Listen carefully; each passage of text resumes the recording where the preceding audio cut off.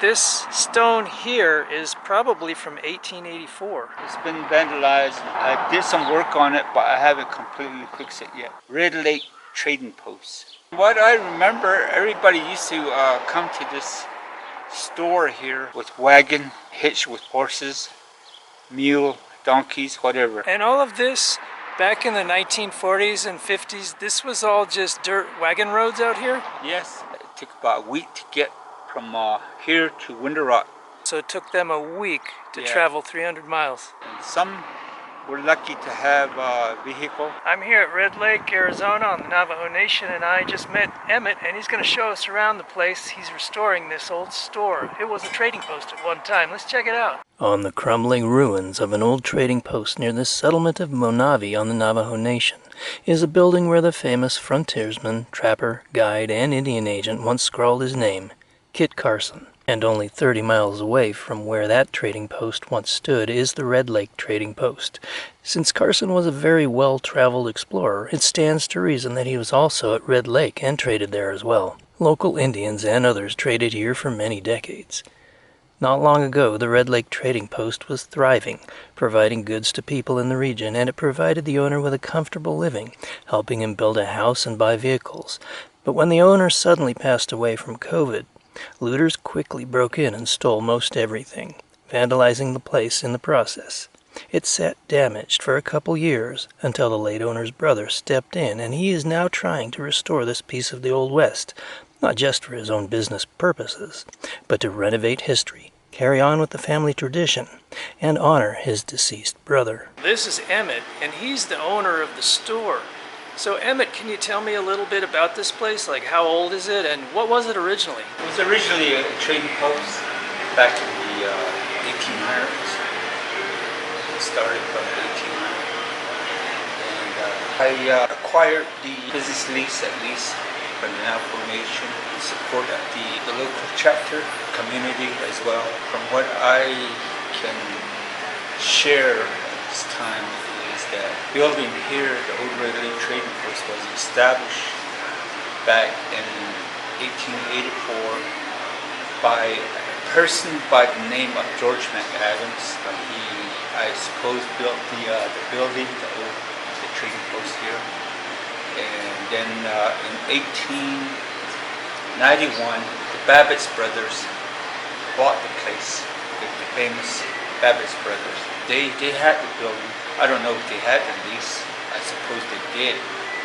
But to this day, the Navajo Nation has who's like the holder. They have operated since then, probably in cooperation with some other management people, like co-owners or something like that. Through the years, I can name several of them, but I was young then when it was like Mr. Lockhart, and the other one is Mr. Jerry Norris, people like those. And from what I can recall, up till 2020, my late brother, my younger brother, used to also be the owner-operator of this building. He was a business like 15 years here, I think it was, up until his passing. Emmett's brother, Lorenzo, he passed away from COVID. And he's the guy 2020. 2020? Yeah. He's the one who used to own the store. And when he passed away, they just ransacked and vandalized the place. And they stole tons of stuff, like $100,000 worth of stuff. The building was left vacant and abandoned for a while. And it got vandalized, unfortunately, and looted and whatnot. So I was aware of what's going on, and I just looked at it now and then, and I decided to, hey, let's not let it just go to waste. Since nobody's doing nothing about it, they're just looking at it, I told myself, say, hey, I can do it. So I challenged myself to kind of fix up the place. It was severely damaged, but I did what I could to at least get it up to par to get the store in operation. So on March 23rd of this year, I opened the door for business. From that time till now, we are in operation. As you can see, it's somewhat stock.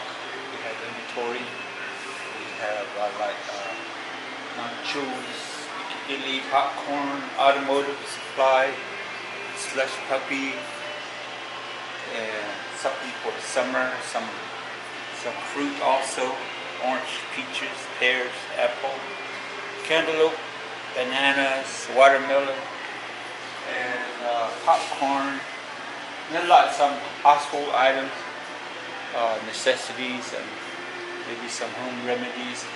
And the other thing that I'm trying to get into is like home chainsaw. What's common out here, a lot of folks around the community, people, they haul wood for heating, cooking purposes. They still have wood stove. They still have no running water in some places, some resident within the community of Tanalia. So here to accommodate them from that level on up as to what I think people need so that they could be accommodated conveniently. So that's basically what I'm doing.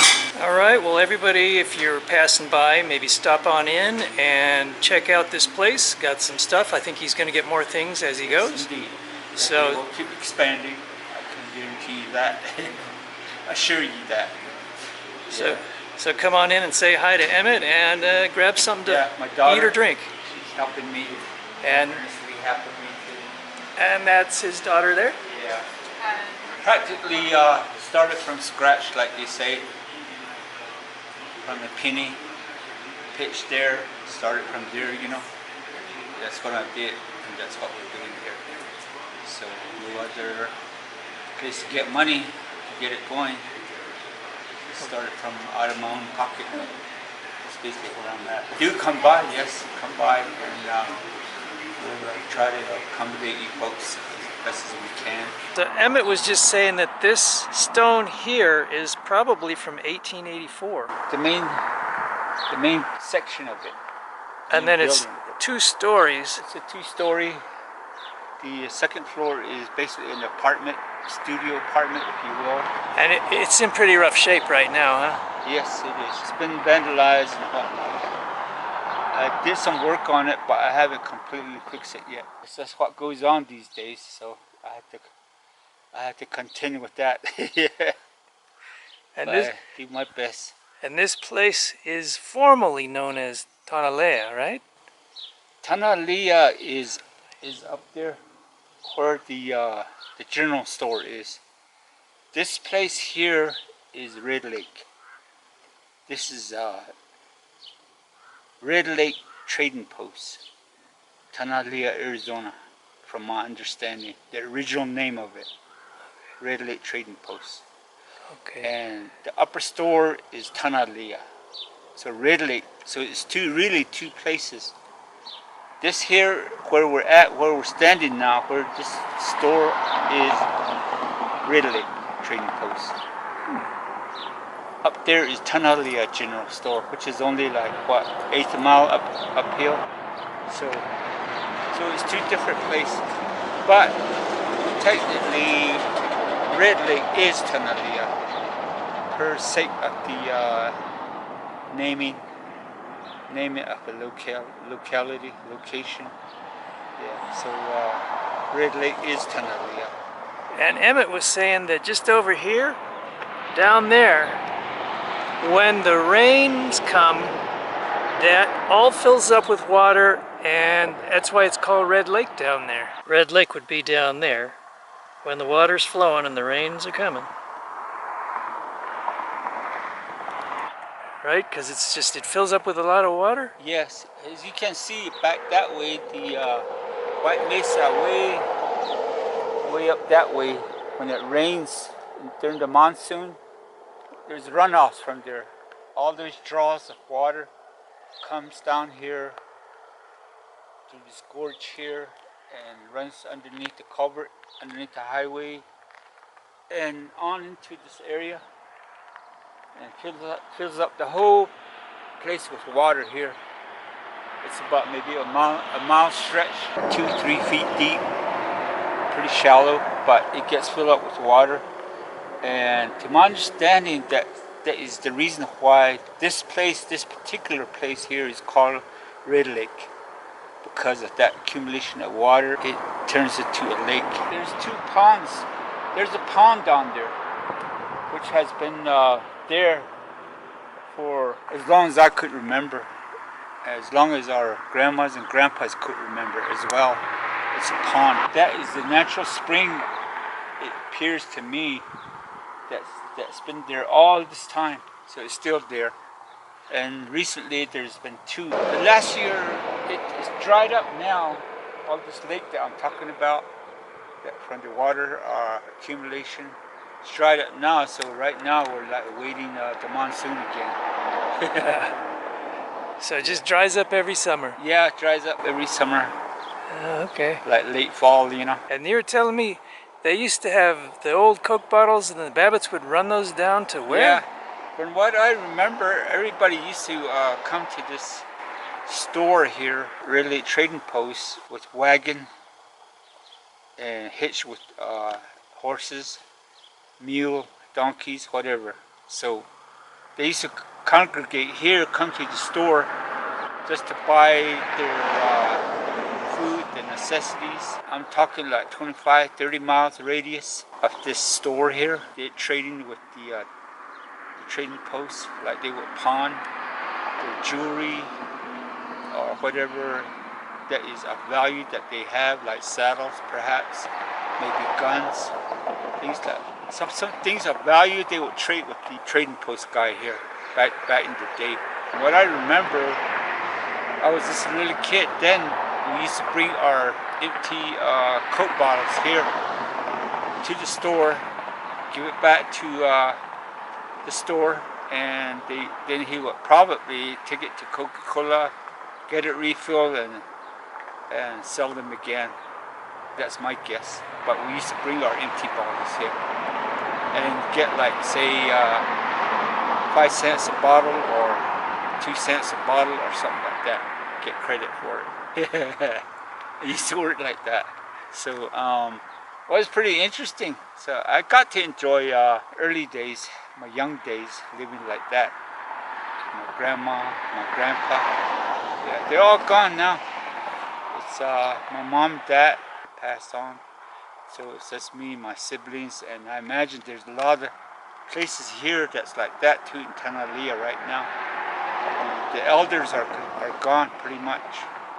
The first generation, second generation, pretty much, third generation, baby boomers, we're still here, but we're on the timetable now.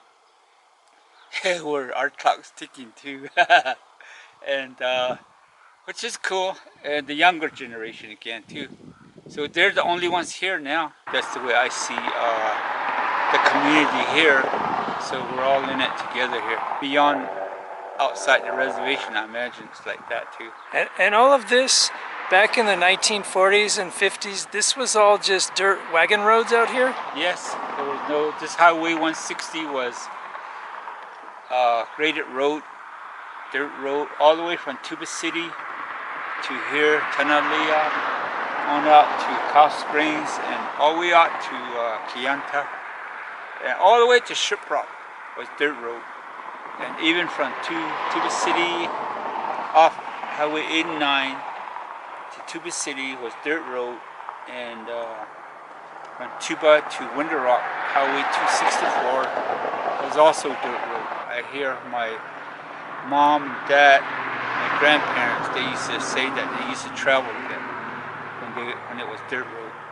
And used to even council members, council delegate, they used to travel to attend meeting in Winter Rock, just to attend meeting, like council session. And they would travel with horse-drawn buggies, or what would they use? I would say probably a combination of it. Horse-drawn wagons, and some were lucky to have a vehicle, but it took them like a week to get there. From my understanding, that's what I heard. As the story was told to me, that it took about a week to get from here to Winter Rock, just to have the councilman attend a council session to be part of the planning meeting at Winter Rock. On their way back, it takes another week to get home. So they had to imagine they had to camp along the way about maybe 3 or 4 times. How far is that in miles from here to Window Rock, would you say? I'd say about maybe close to 300.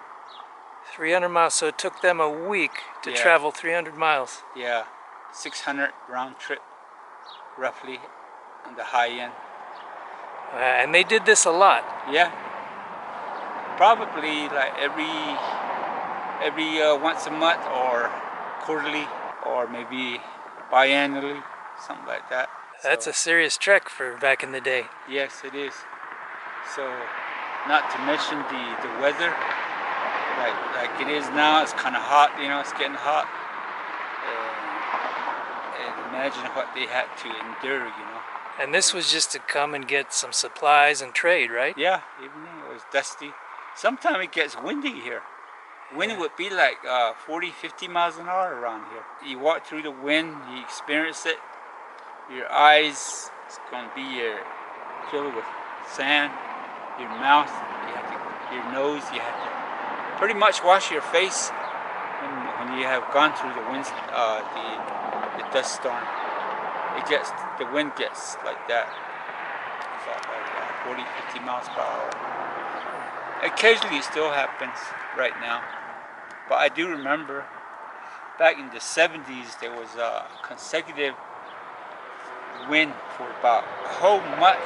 What happens in the Sahara or something like that, the Habu, they don't subside until a week or 2 weeks later. That kind of used to happen around here back in the day, like in the 50s, 60s, 70s. I remember clearly one back in the 70s that it happened. The wind was blowing 50, 60 miles an hour wind for about a whole month, from what I remember. And it gets a bit worrisome, but it passes. So the weather is pretty inclement. It varies also. You know, we have a taste of good weather of all the season. We have good summer, we get good heat, and then we get good fall, and we get good winter, we get good spring. We get to enjoy it, all the seasons, you know. We get to enjoy it. So it's good in that sense. Emmett started this entire place with nothing but this coffee pot, selling coffee right here. And that was it. And he's gone from there to what he is now, and he's going to keep building it up bigger and bigger. So it used to say Red Lake Trading Post up there? So somebody took it out. So I mean to put it back on there. You still got the sign though? No. No. Somebody took it, yeah. They took off with it. It got vandalized pretty bad. They even broke into that safe with a sledgehammer. Broke through this solid metal door here. So that sign needs to be put back up. I will have to put it back up. Simply put. Yeah. There used to be a post office right here on the west end of the trading post itself. There used to be a post office right here, but that's bad. Now the post office is up there at the time of the general store. Yeah, it's a nice place, uniquely situated, you know. Oh yeah. I like it. I like this place. Yeah. This is cool. Yeah, sure is.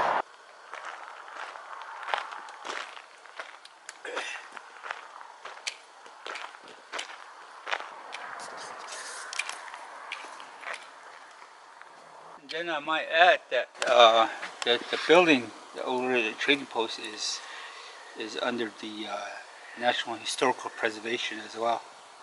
So anything I try to do to repair, I have to keep in mind its originality and replace it with its original material. I can't just use any old material to repair it. So that's historical preservation in a nutshell. That's great. So you're going to keep it authentic. Yeah, that's what's required by historical preservation. Make repairs with it. Something similar to its originality. material-wise. Oh, that's cool. Yeah. Yeah, I'm gonna have to come by again and check it out. Yeah. Really. Yeah, see how it's come along. Let's go upstairs and have a look. Yeah. This was an apartment. Yeah. And they ransacked this place too. It was in pretty bad shape. Yeah. Look at the door from this side. You get a better picture of what I mean. See? Oh yeah, they broke in. Yeah. Door knobs missing, the locking mechanism. Deadbolt's gone. Other locking mechanism. The hardware. Wow. There was a heater here, it's taken. It's not here no more. So this was the apartment. Yeah. And now you're going to renovate this into a living space, right? Yeah, I tried to repair it. And the window here is broken. Oh, they broke all the windows. See, yeah. Yeah, they broke I have no material to replace the window, so I put this thing on and block it with this. And the door here, this was also broken into. This window, I managed to replace just this window. This is glass, but I put it back. I reinstalled it with a plexiglass because glass are expensive. This is still. Yeah, broken windows. So we're just taking a tour up here, and this is the bathroom here. So he's going to be restoring all of this into a nice living space where he will be living, and it looks like he's got his work cut out for him a bit, but I wish him the best. And remember, this is a historic place. And you can even see the old butterfly type, where those hinges, butterfly hinges, I think. Yeah, the old woodwork here, and it's pretty solidly built place. The more I look around, the more I realize how solidly built this is. Remember, it's built probably in the 1800s. They built it to last. This looks like it's probably some 60s paneling over here.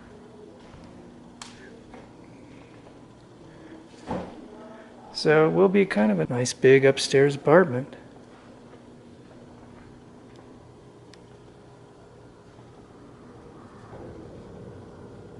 This is the kitchen here. You got the Coleman stove up on the old stove.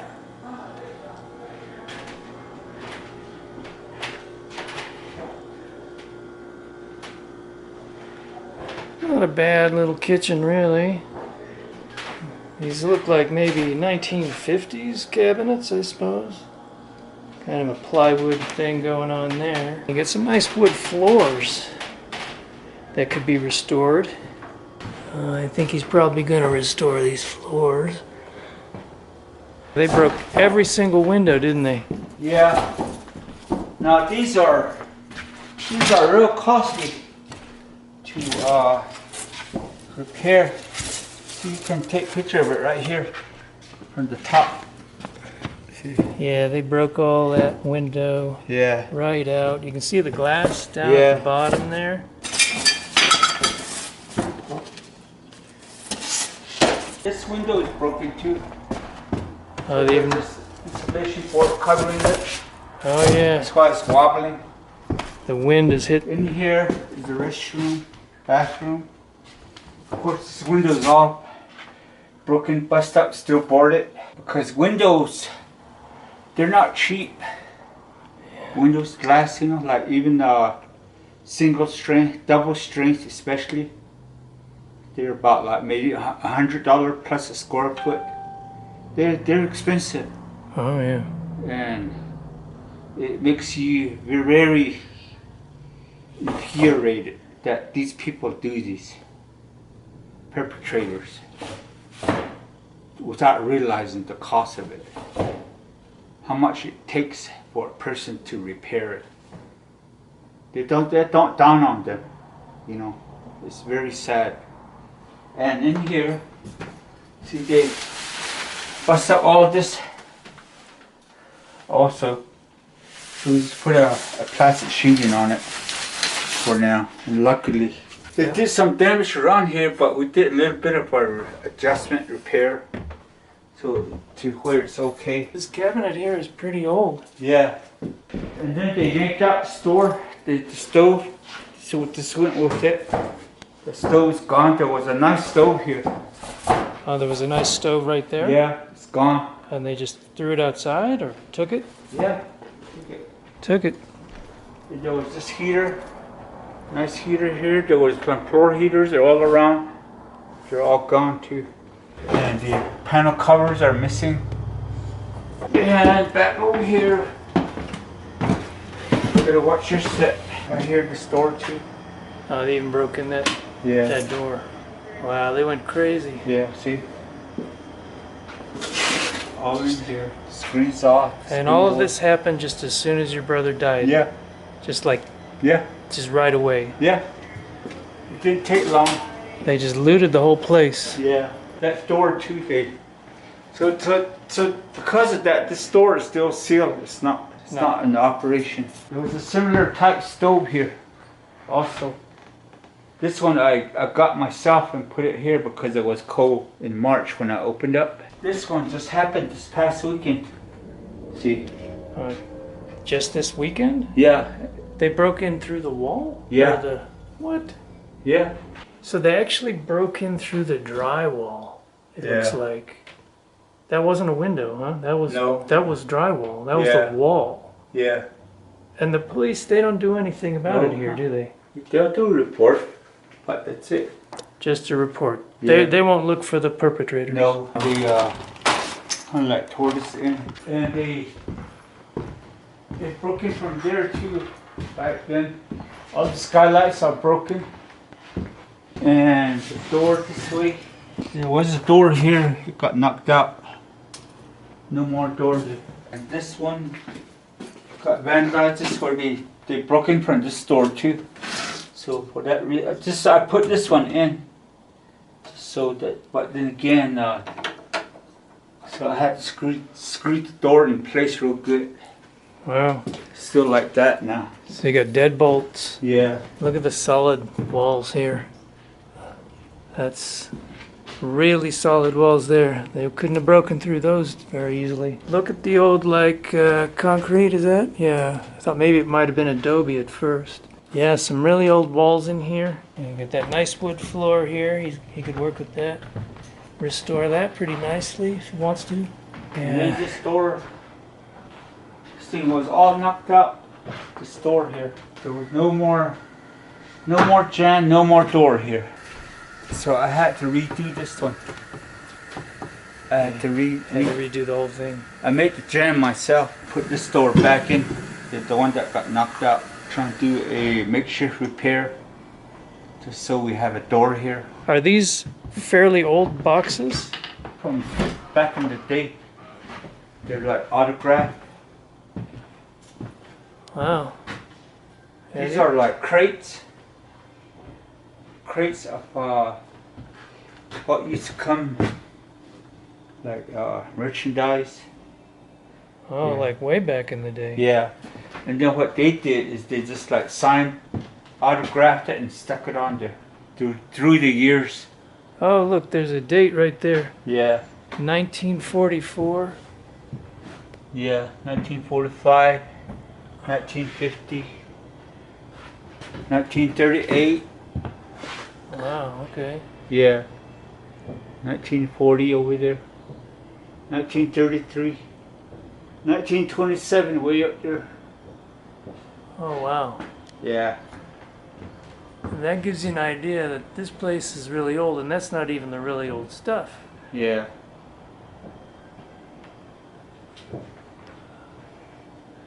Yeah, it's interesting to look at some of these old crates. Yeah. Some of the old dates on all of them. Yeah. 45 down there, W.W. Boyle. Yeah, there's a lot of history here.